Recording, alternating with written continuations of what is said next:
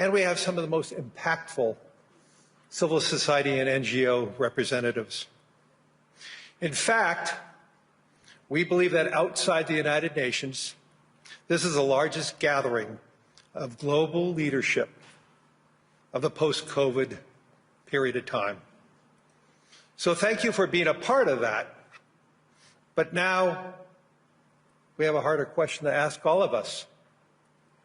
What do we do about it? And will anyone outside this room care what we're doing here? Because if we're honest, for many people, this meeting feels out of step with the moment. We hear all about the elites. And how does that play out in an age of populism? How does an established institution make a difference in an era of deep institutional mistrust? And there's some truth to the critique.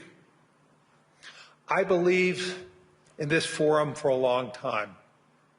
I certainly wouldn't be leading this if I didn't believe that we can change and make the world better. But it's also obvious that the world now places far less trust in us to help shape what comes next. If the World Economic Forum is going to be useful going forward, it has to regain that trust. And there are some very obvious ways that we can improve for ourselves and hopefully for the world. We need to make sure that we widen who gets a voice in these conversations over the coming week. We have to be a lot more transparent and more engaged with people who don't feel represented in rooms like this. And because this is the World Economic Forum, to be more precise about what does it mean about economic success. Prosperity just isn't the growth in the aggregate. It's not just GDP. It can't be measured by GDP or market caps of companies. It has to be judged by many people who see it, who can touch it, can feel it, and can build their own future on it. That, in my view, is the strongest critique of the last economic era. Since the fall of the Berlin Wall, more wealth has been created than in any time prior in human history. But in advanced economies, that wealth has accrued to a far narrower share of people than any healthy society can ultimately sustain. Now we're in the era of AI, which we're going to talk about a lot in this week. And are we going to replay the same pattern? Early gains are flowing to the owners of models, owners of data, and owners of infrastructure. The open question, what happens to everyone else? If AI does to white-collar works that globalization did to blue-collar workers, we need to confront that today directly. It is not about the future. The future is now. Now with abstractions about the jobs of tomorrow, but with a credible plan for broad participation in these gains. This is going to be the test. Capitalism can evolve to turn more people into owners of growth instead of spectators watching it happen. And that kind of change is truly hard, especially in a world of competing ideologies and assumptions about how the system should work. Which brings me to the second way Davos can change who gets invited to these conversations. This forum cannot be an echo chamber, and we should want panels where everyone doesn't always agree. We need panels where we can have true conversations, maybe some overt disagreements, but through that, we could have a deeper conversation. And then we could have maybe deeper understanding of each other's views. You can already see the shift in who is here this year. That doesn't mean the goal of everyone to leave having convince themselves that they're right. The objective over the week is not agreement. It's understanding.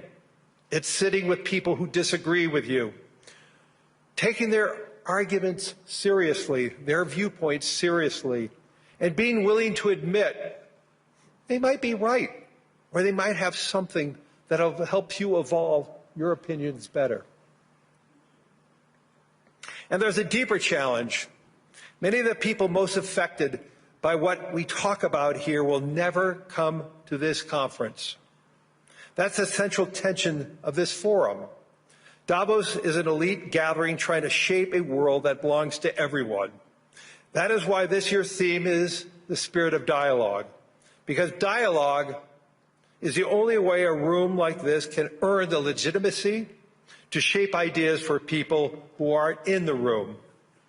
And besides, the world needs some more good faith conversations with people who don't typically talk to one another. I think that most people, at least intellectually, know that finding a common ground with a stranger is a hopeful thing. It restores your faith in humanity a bit. But how often does it actually happen?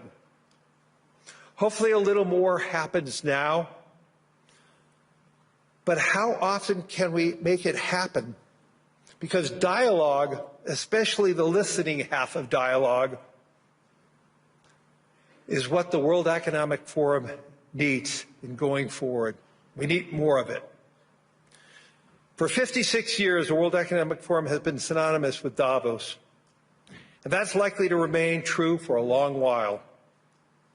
But you should also see the World Economic Forum start doing something new, showing up and listening in places where the modern world is actually being built. Davos, yes, but also places like Detroit and Dublin, or cities like Jakarta or Buenos Aires. We need the mountain to visit everyone, to be a part of everyone's life. So in fact, that's why I agreed to take on this role after Klaus Schwab, whose more than a half-century of work, together with an extraordinary, dedicated group of men and women at the World Economic Forum, made this gathering possible. There was an opportunity to make this forum more transparent, and I thought this was the surest way to rebuild trust. When people can see in the room about the debates, about the participation, and about the conversations, and maybe a lot more understanding. That approach may fail in other gatherings. In this one, it's going to work. Because for all the caricatures of this forum, the people who come here, the people I know, aren't here to congratulate themselves, aren't here to pat themselves on the back. They're not here to protect their own comforts. The people I know are here for something bigger than themselves, bigger than their organizations that they represent. I believe in economic progress should be shared. All of us at the forum believe that economic success should be shared. And we believe institutions like the World Economic Forum still matters in making things happen. So let's remember this during the week about real conversations. Let us all commit to listen, to learn, to understand. And if we can all do that, we will all be better for that. Thank you. And now my co-chair.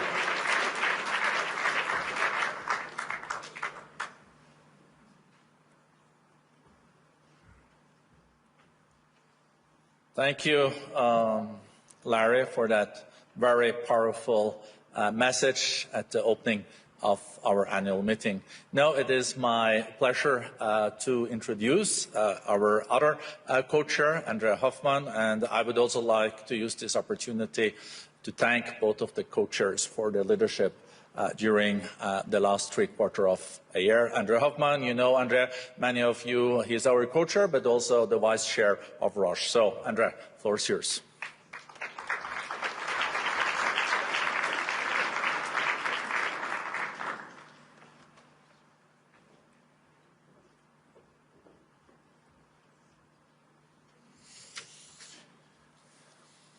Your Majesties, Excellencies, distinguished forum partners, ladies and gentlemen, it is now also my turn to welcome you here in this meeting placed under the spirit of dialogue. At a time when science confirms that humanity has already transgressed 7 of the 9 planetary boundaries, as highlighted in a planetary health check in September 25 from the Potsdam Institute, the challenge before us is no longer one of just awareness, but of action, making the need for collective responsibility, decisive leadership and meaningful dialogue more urgent than ever, as Larry just underlined. For over half a century, leaders from across the globe have regularly gathered here in Davos, in Switzerland, to confront the defining challenges of our time. This was done as a community bound by shared responsibility for our collective future. This tradition, born from conviction that the great questions facing humanity demand dialogue against their differences, has never been more vital than it is today. At a moment when the world confronts profound questions about growth, about innovation, about technological transformation, and about our planet's future. At a moment where we need spaces where diverse voices can be heard, where we need just and safe places where diverse voices can be heard. At a moment where complexity must be examined from multiple perspectives so that we gain the insights we desperately need. This is why the World Economic Forum exists. Since 56 years, it is the international organization for public-private cooperation. A space where government, businesses and civil society come together and generate the insights that emerge when different worldviews actively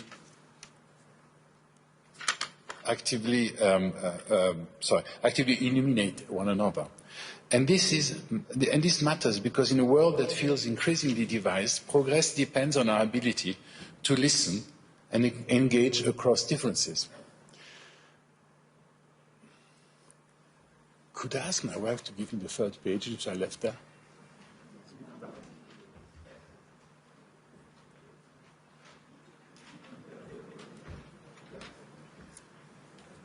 As you can see, you can be prepared, but also a bit clumsy in delivery. Sorry about that. This is why our gathering... This is why our gathering takes place here, in Switzerland, a nation whose tradition and commitment to dialogue reflects the very spirit we seek to embody. Davos has over so many years almost become, as I said before, a synonym for the World Economic Forum. It is therefore a particular pleasure for me to welcome Monsieur Guy Parmelin, President of the Swiss Confederation, as the opening speaker here in Davos. Bonjour, Monsieur le Président de la Confédération. Je vais vous demander de venir sur scène. Merci beaucoup. Merci d'avoir accepté de partager vos réflexions avec nous. Federal Councillor Guy Parmelin has been a member of the Swiss Federal Council for over 20 years. He initially led the Federal Department of Defense, Civil Protection and Sport, and since 2019 has headed the Federal Department of Economic Affairs, Education and Research. Mr. President, when you were inaugurated as President by the Swiss Parliament last December, you chose to speak about dialogue.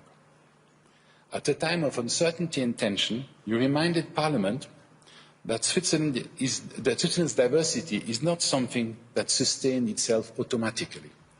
It only becomes a strength if we truly listen to one another, if we resist the temptation to dismiss different views, simply because they come from another political camp. You emphasized that societies do not move forward through value judgment on others, but through respect for those who think differently. Diverging opinions, you argued, are not an obstacle, but a driver of progress and a source of genuine innovation. This understanding of dialogue, rooted in listening, proximity, respect, and a shared sense of responsibility and humanity, is one that deeply resonates here in Davos. It also reflects the value of the World Economic Forum. Talk and listen to each other embrace other options and act in a collective interest. The spirit of dialogue.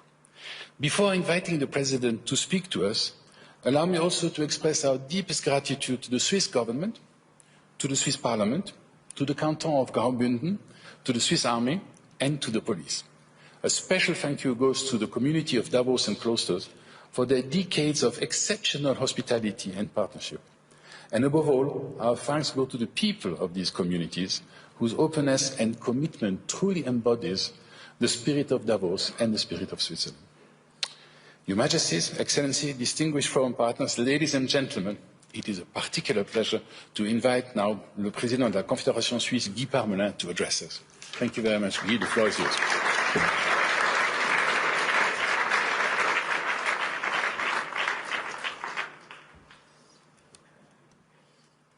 Je vais parler français. Monsieur Hoffmann, Monsieur Fink, Monsieur Bende, Excellences, Mesdames et Messieurs, en ma qualité de président de la Confédération suisse, je suis particulièrement heureux de pouvoir accueillir autant de chefs d'État à cette rencontre annuelle du Forum économique mondial. Une telle affluence prend un sens particulier en cette année qui a commencé tragiquement pour notre pays. Aussi, la Suisse tient à remercier tous les pays concernés du soutien et de la solidarité qu'ils nous ont témoigné lors du drame de Crans-Montana.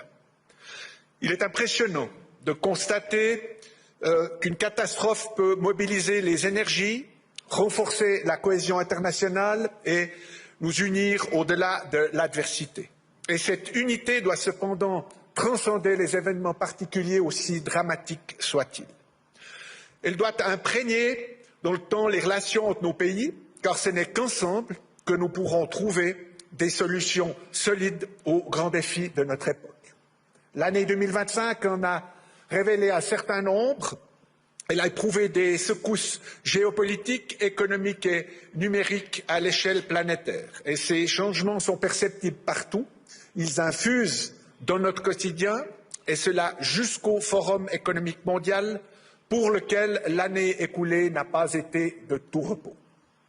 La présente édition et ses nombreuses autres de marque attestent néanmoins l'importance de la résilience et du dialogue dans l'assise de nos institutions et de leur capacité à faire face. L'année 2026 esquissée laisse déjà entrevoir les bouleversements à venir et les foyers de crise aussi. Aux situations difficiles de l'Ukraine, de Gaza et du Soudan sont venues s'ajouter celles du Venezuela et de l'Iran, pour ne citer que celles-ci. En matière de politique économique, le protectionnisme s'est renforcé à l'échelle mondiale. De plus, les nombreuses questions en suspens concernant le rôle et le contrôle de l'intelligence artificielle demeurent sans réponse. Nous ne nous en étonnerons pas, pour l'homme, l'immobilisme n'est pas une option. Ou pour le dire avec Henry Bergson, exister consiste à changer. Et cette année sera ainsi marquée par des avancées technologiques aussi bien que par des interrogations à la fois économiques et sécuritaires. L'essor fulgurant de l'intelligence artificielle est ainsi appelé à transformer profondément le visage de notre société. Les changements qu'elle impose sont perceptibles à chaque instant dans tous les secteurs de la vie humaine, dans l'économie, dans l'administration, dans notre vie privée. Ils modifient notre façon de travailler, de communiquer, de prendre des décisions. Et à ce titre, ils sont à la fois des risques et des opportunités, la transformation numérique véhiculant aussi bien les dangers de la cybercriminalité, de la désinformation, que les perspectives enthousiasmantes, en particulier dans le domaine de la santé. La technologie n'est jamais bonne ou mauvaise en soi, elle est ce qu'on en fait. Et pour s'en faire une alliée positive, il faut que ses utilisateurs aient le sens des responsabilités. Mais les changements ne sont pas qu'affaires de fulgurance. En tant que ministre de l'économie, formé à l'école de la Terre, je suis bien placé pour expliquer que le succès durable dépend d'une planification précoce et prévoyante. Et cette règle, elle est valable dans de nombreux autres secteurs, où les investissements ne génèrent pas des revenus immédiats. Et je pense notamment à la recherche dont je suis également le ministre de tutelle. La réflexion à long terme, elle est nécessaire en toutes circonstances. Elle est aussi dans les tempêtes. Elle doit notamment nous aider à forger le progrès sur le feu de nos valeurs fondamentales sans oublier leur sens ni leur rôle. Excellences, Mesdames et Messieurs, la Suisse tire sa force notamment de la constance qui contribue à garantir la stabilité politique. La constance n'est pas source d'immobilisme, elle est au contraire le fondement de ce progrès. Notre pays a la chance de disposer d'un excellent système de formation et de recherche dont la capacité d'innovation est reconnue bien au-delà de nos frontières. Dotée au surplus d'une économie ouverte tournée vers l'exportation, la Suisse fait partie intégrante de l'économie mondiale et le Conseil fédéral s'engage avec vigueur pour que notre pays puisse continuer de participer avec succès à la vitalité de cette économie. L'une de nos priorités en ce moment est de pouvoir stabiliser et développer nos relations avec nos partenaires les plus fidèles et les plus significatifs. Et la Suisse souhaite par ailleurs poursuivre la diversification de ses relations internationales, notamment dans les domaines commerciaux et scientifiques. Même durant la période actuelle, encline au protectionnisme, nous croyons au succès du libre-échange et nous voulons développer notre réseau d'accords en la matière. Et pour y parvenir, il faut pouvoir mener des négociations d'égal à égal qui donnent de bons résultats pour le bien de toutes les parties.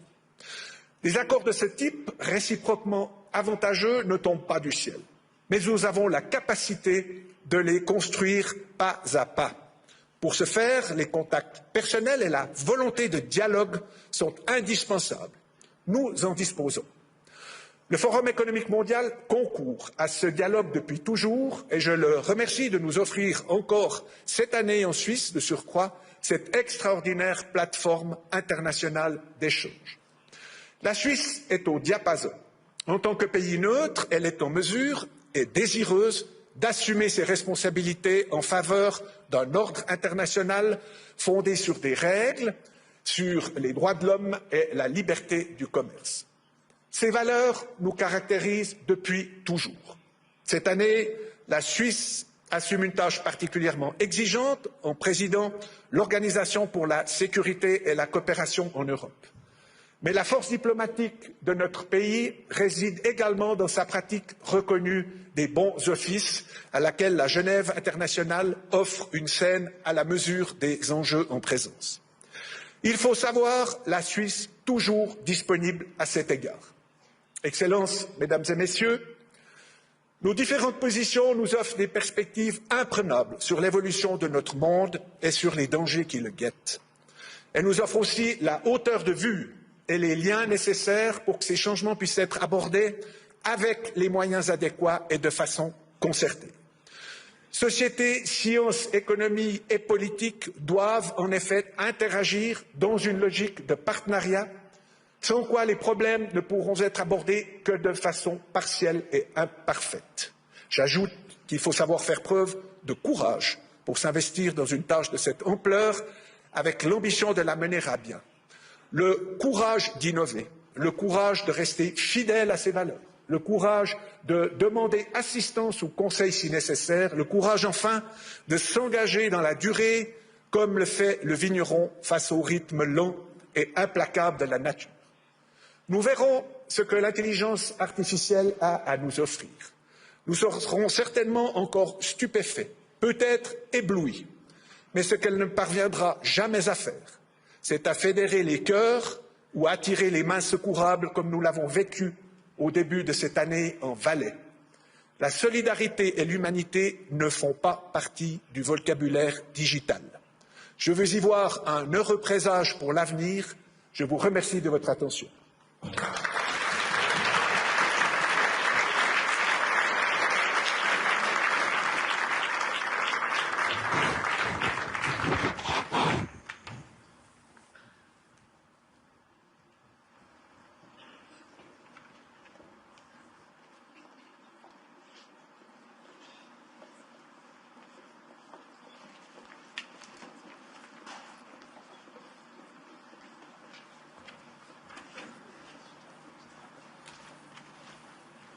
Thank you so much, Mr. President, and also on behalf of the World Economic Forum, we send our warmest thoughts and condolences to the people affected by the tragic fire in Crown Montana. Ladies and gentlemen, it is really my great honor to welcome one of the most influential and respected leaders on the global stage today. President Ursula von der Leyen, a stateswoman whose leadership has helped define and shape Europe's direction in an era of historic uncertainty. Madam President, you have guided the European Union with clarity, resolve, and strong sense of purpose through some of the most demanding moments in history. Under your leadership, the European Commission has advanced a bold agenda for strengthening Europe's competitiveness with upholding its core values. As President of the European Commission, you have championed a Europe that is competitive yet fair, open yet resilient. On the global stage, you have been a clear and consistent voice for multilateral cooperation, support for Ukraine, and a rules-based international order. At a time when leadership is tested not only by crisis, but by choices made for the future, your voice offers both direction and reassurance. Please join me in welcoming President von der Leyen. Madam President, the floor is yours.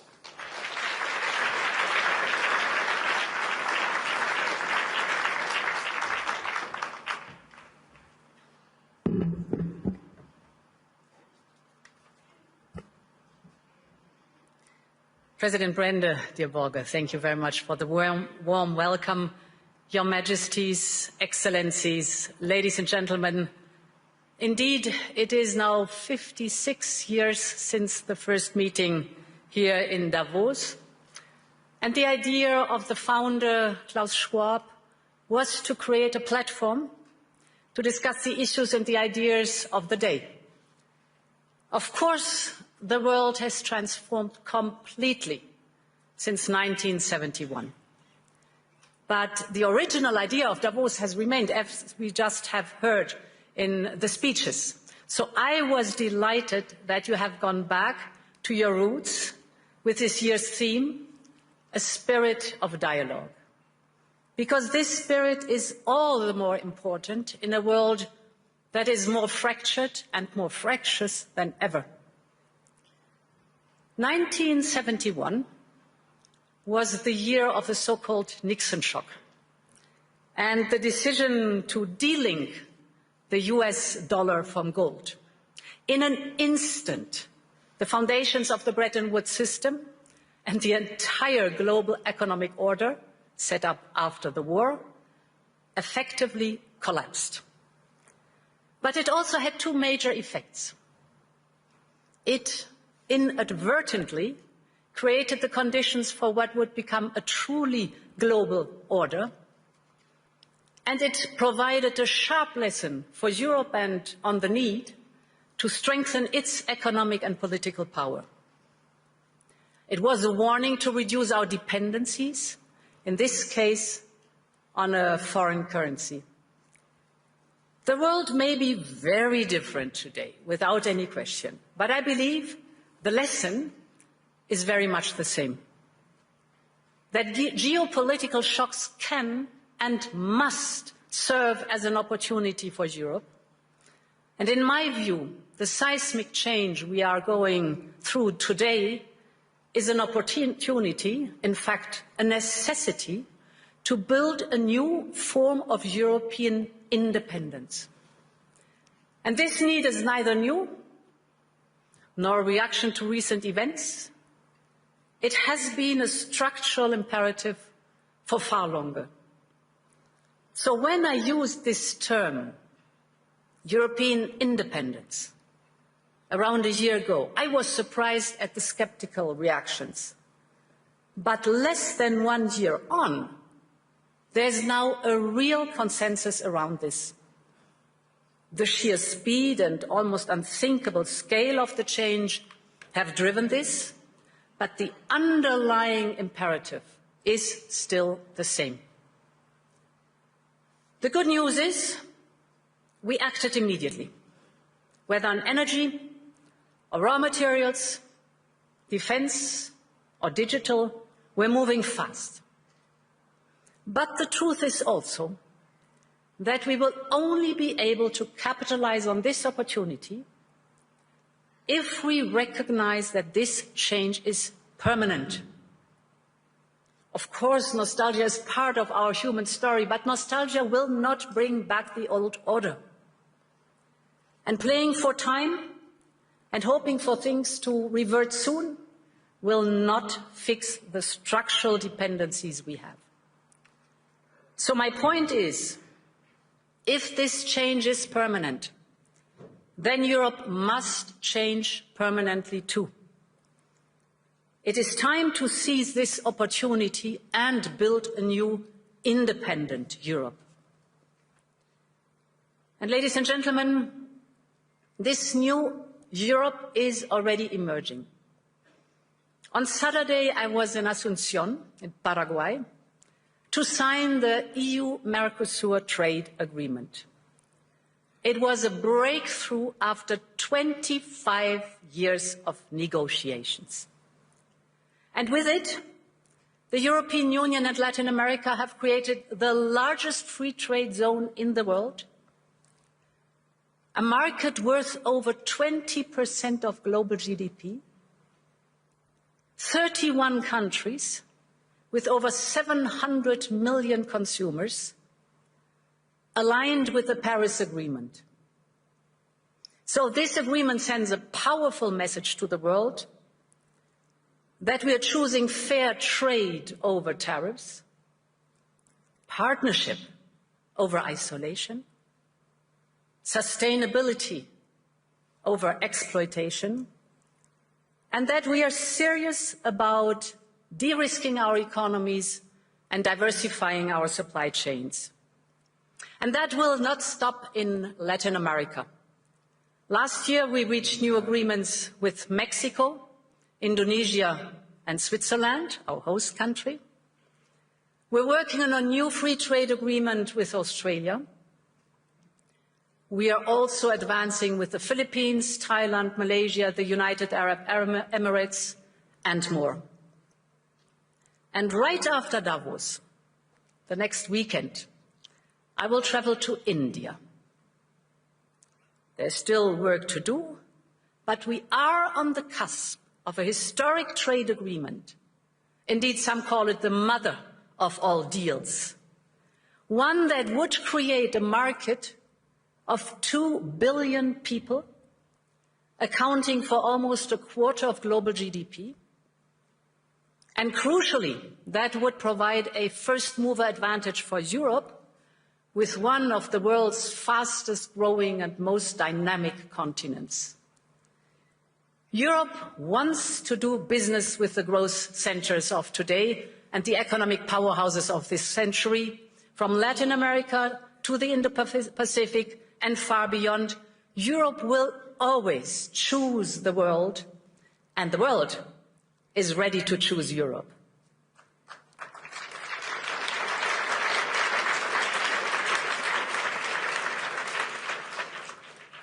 And ladies and gentlemen, this reality also reflects the fact that Europe has all the assets it needs to attract investment.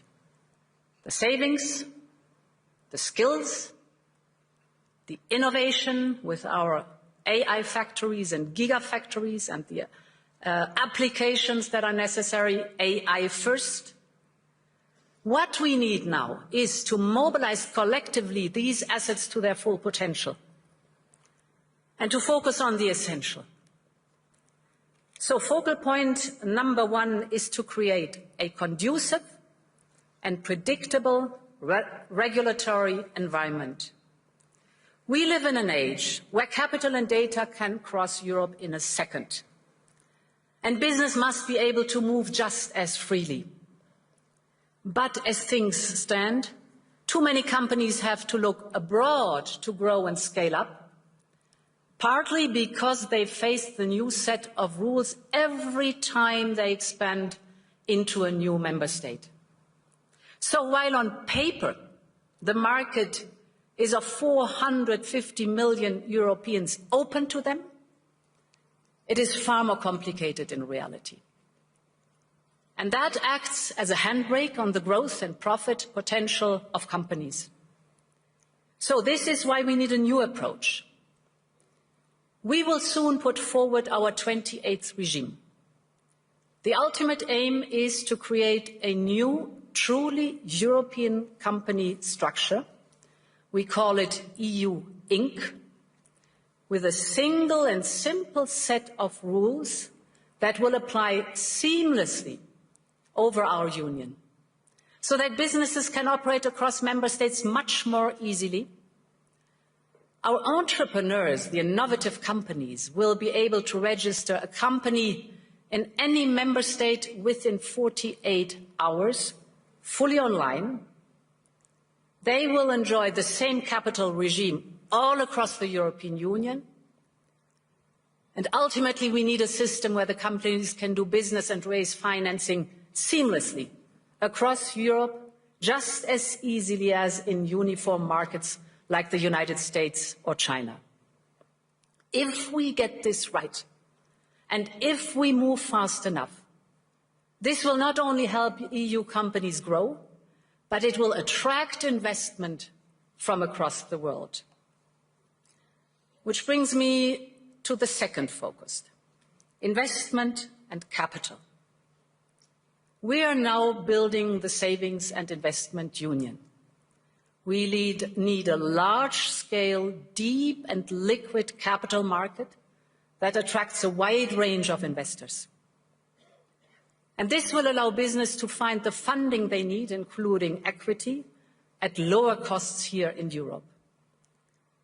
We have made proposals on market integration and supervision to ensure our financial market is more integrated. This covers trading, post-trading and asset management, as well as driving innovation and making our supervisory framework more efficient. This will help ensure that capital flows where it is needed, to scale-ups, to SMEs, to innovation, to industry. And the third priority is to build an interconnected and affordable energy market, a true energy union. Energy is a choke point for both companies and households. And just look at the dispersion of prices across European electricity hubs. Europe needs an energy blueprint that pulls together all the parts. This is our Affordable Energy Action Plan. We are, for example, massively investing in our energy security and independence with interconnectors and grids.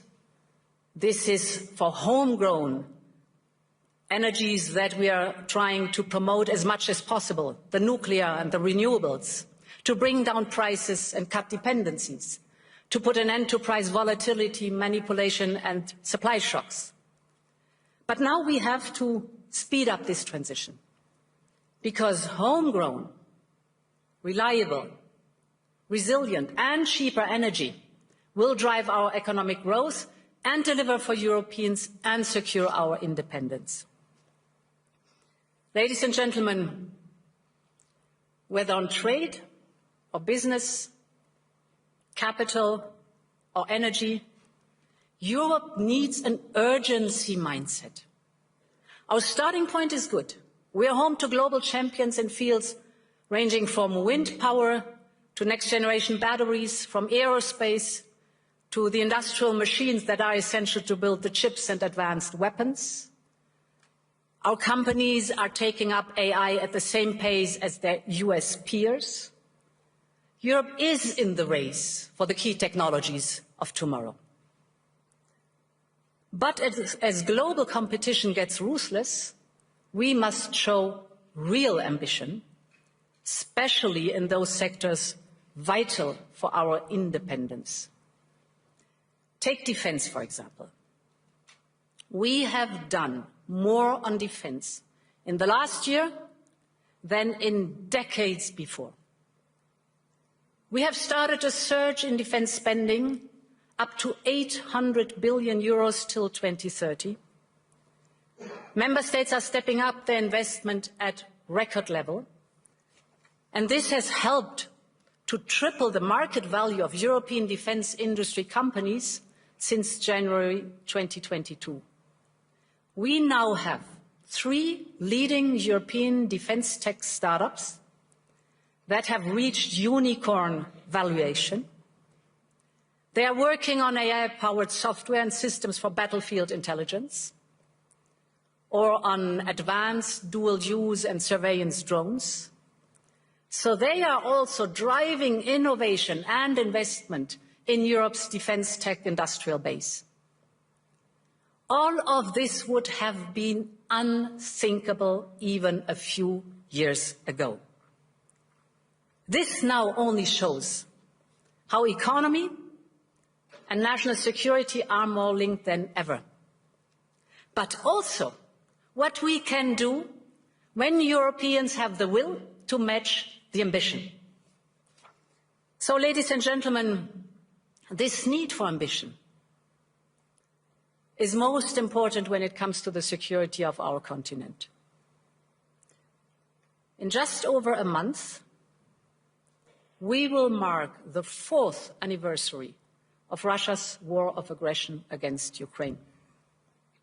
4 years on, Russia shows no sign of abating, no sign of remorse, no sign of seeking peace. On the contrary, Russia is intensifying its attacks, killing civilians every day as we speak. Just last week, its bombing of Ukraine's energy infrastructure left millions facing darkness, cold, and water shortages. This must end.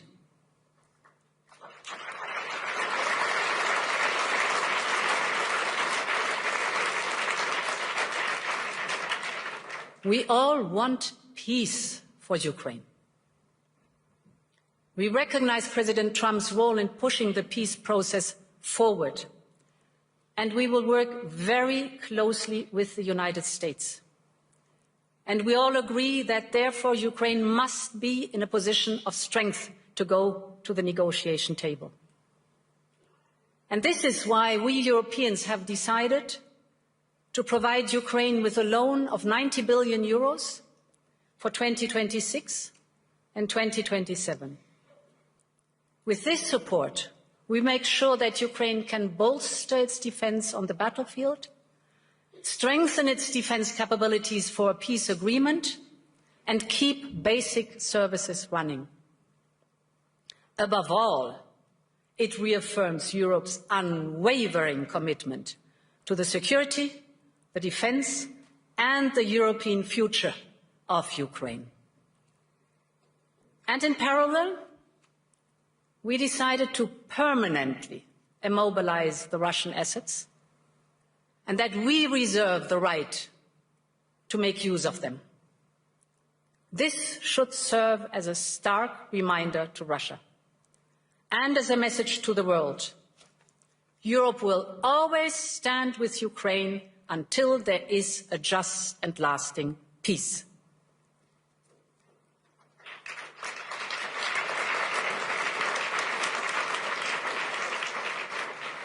Ladies and gentlemen, I've spoken a lot today about European independence, on partnerships, on prosperity and security.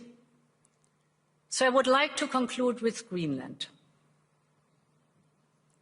an issue which cuts to the heart of all 3 of these imperatives.